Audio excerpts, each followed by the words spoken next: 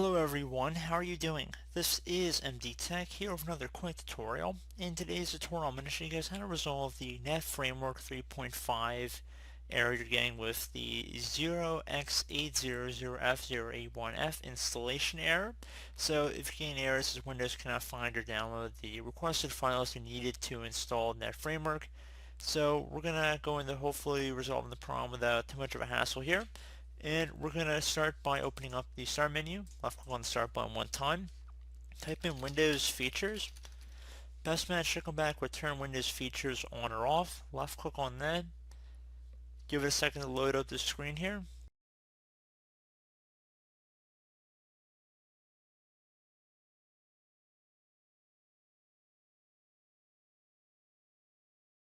Now versus Net Framework 4.7, you want to uncheck this box. So if it's currently filled in, just want to uncheck it so it's just an empty box here.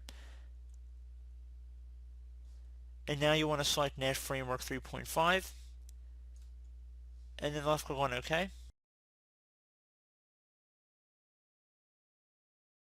And then you want to select Let Windows Update download the files for you.